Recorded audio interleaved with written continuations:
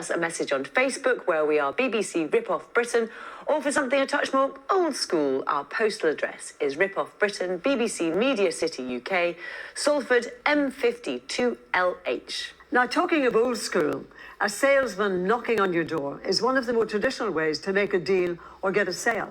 And that's exactly what Chiara and Carmelo experienced when they were busy setting up for afternoon service one day at the Sicilian restaurant. Now, they were convinced that the salesman, who actually just came calling, could help them save money on their business taxes. But months down the line, the whole arrangement has turned decidedly sour. Well, in a moment, I'm going to be speaking to a leading expert on how to make sure whether you're running a business or just managing your home accounts, you know exactly who you should be enlisting to help with your finances. But first, here's Carmelo and Chiara's story. Allora, abbiamo una lasagna di carne, dei ravioli, spinaci e ricotta. Sicilian-born Carmelo Signorelli and Chiara da Costa moved to Altrincham in Greater Manchester in 2019. E una pasta alla carbonara. To follow their dream of opening a restaurant. This restaurant means a lot for me and for my family. It's the dream we've been having since years. And in May 2023, that dream became a reality when their restaurant opened its doors. This sector, in my opinion, is something really hard, but in the same time can give a lot of happiness because the feedback of the people with the smile say, oh, you made my day. Buon appetito! Like any new business, Chiara and Carmelo have had to keep a close eye on what they spend. One of their outgoings is their business rates. That's a tax on commercial properties like pubs, shops and factories, and it's charged based on an estimate of what it would cost to rent the property on the open market. This estimate, called the rateable value, is set by the Valuation Office agency and can vary based on the size and location of the property. Carmelo and Chiara pay their business rates to Trafford Council. The bill was around £900 for a month. But back in November 2022, the government announced the introduction of a new business rates relief scheme for retail, hospitality and leisure properties aimed at supporting high streets. It offered eligible businesses a 75% discount on their rates. And after making an application to Trafford Council, the couple's fledgling business qualified. We thought 75% of discount was something very important, very helpful for us, because we started with not a very, very big budget. The discount reduced their monthly payment from £900 to £225. But a month later, in June 2023, a surprise visitor to the restaurant promised even bigger savings.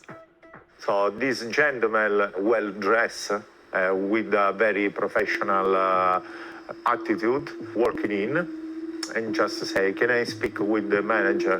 The man was from Rateable Value Experts, a company claiming to specialize in reducing business rates.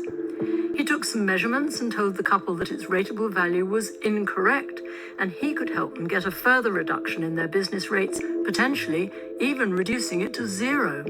All they had to do was pay him £840. We thought with the money we were saving, we could spend them in another way in our restaurant to make it better for our customer. The man explained that with any saving made, Rateable Value Experts would take a 30% cut as their fee. Convinced that it was a good deal, the couple signed the contract and paid the first instalment of £420. It was basically a situation of win to win. We got nothing to lose. After some back and forth over the next few months, in January 2024, the couple were told that a caseworker at the Valuation Office had begun work on their case. Then the following April, Rateable Value Experts asked the couple to send a copy of their business rates bill for the next financial year, explaining it was for their records. The couple sent the bill. It showed the existing 75% discount rolled over for the next year. But they were astonished when, just over an hour later, they received an invoice from the company for over £2,900. When I got their email, I was in alarm and I called them immediately. Their answer was just, yeah, you must pay this amount because of your contract.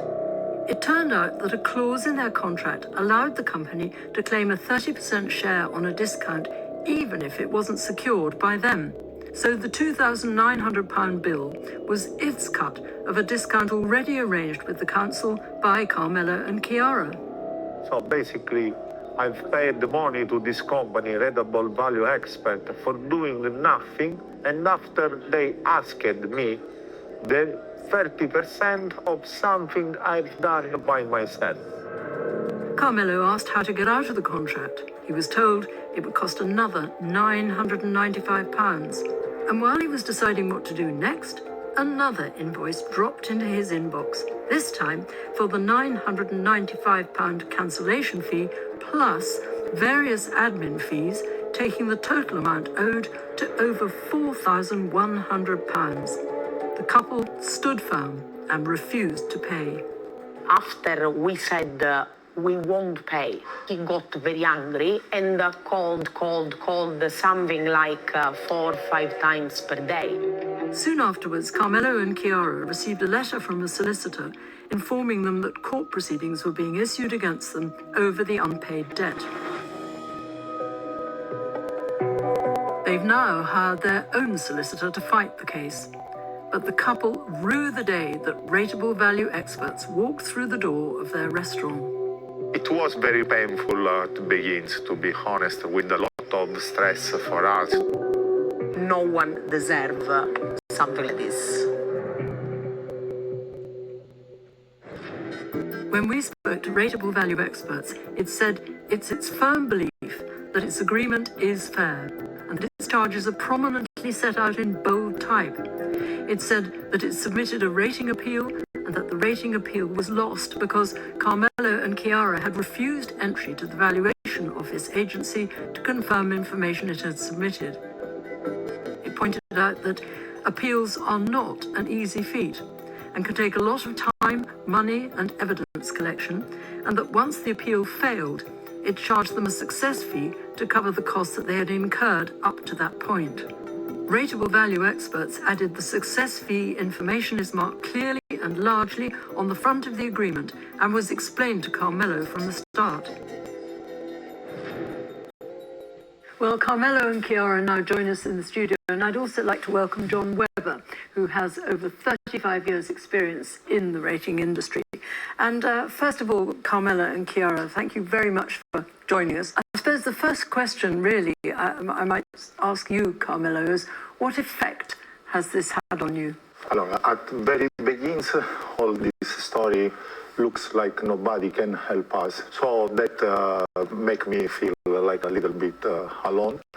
But after a few days, we received all the support that community can give to people. So we are ready to fight these people.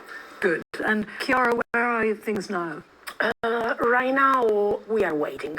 Our solicitor has advised us to keep calm and just wait what the company, the Rateable Value Expert, will answer back to the court. So, just waiting. Waiting and hoping. Exactly, Yes. and hoping everything will go well. Yeah, well, we shall obviously wait and see with you. But John, have you heard of a situation like this before? Yes, unfortunately, it's all too common, I'm afraid. There is a whole industry of what I would call unregulated, unprofessional element to the industry. And they sell a compelling story, and they're able to do that because of the complexity of the business rate system as it is in this country at the moment. On top of that, you then layer the appeal system, of which there are 3 stages. And again, that is equally complex as well. Now, when these people get hold of your information and they supply it to the valuation office agency, if they supply this information and it's incorrect, and if they are deemed to have done that recklessly and knowingly, then I'm afraid ratepayers can end up being fined as well. So it's actually even worse than having money taken off them. Well, I know you've been looking into the paperwork of their case in particular. So what do you make of it all? Yeah, I've looked at it, and the paperwork that I've seen, I'm afraid, tells a pretty sorry story. What they've actually done is start the first process of the check, challenge and appeal process, which is the check. And what they've done is they've effectively put a check in on the basis that the floor area is incorrect. And having looked at the plan that they've submitted, I can only assume that they either haven't measured it or they were probably blindfolded when they did it, because it rather suggests that the property gets wider as you go back, and that certainly doesn't marry with the plan. I think what I would say, though, is that what they've asked for on that check is a reduction in the rateable value of £500. What that translates to is approximately £250 per annum saving. However, the retail and hospitality and leisure relief would apply. So effectively what they were asking for was a saving of about £62.50 over the whole year, which works out at about £1 a week. So I'm afraid that the windfall that they were promised just was never going to exist. I hardly dare ask you, Chiara, how you feel about that. To be honest, thanks to John explaining how that works, I'm feeling better, to be honest, because I think we've been not wrong, you know. So I say thanks to John that has confirmed that, you know, we are not wrong. Is there any way of knowing who to trust when it comes to a rating agent? There are three main professional bodies: the RICS, the Royal Institution of Chartered Surveyors, the IRRV, Institute of Rating, Revenues and Valuation, and also the Rating Surveyors Association. And what I would always say to any business, that clearly they need to be dealing with people who are members of those organisations, because once they're members of those organisations, it gives them the reassurance that they can go to those professional bodies if they're not getting the right service. Now, the Valuation Office are fully aware of the problem with this unprofessional element. In the last 12 months, they've actually published their own standards, but there needs to be a great deal more transparency, so people like Carmela and Chiara can actually see who these people are. I mean, most of us pay tax in one shape or form. So, I mean, if we get approached by somebody volunteering to sell us a service to lower our tax, what should we do? Well, I think that the main thing is choose your agent. Don't let them choose you. You know, you may want to go to 2 or 3 and ask for quotes or ask if they would like to act on your behalf. Well, Chiara and Carmelo, what have you learnt from all this? This experience helped me to understand that there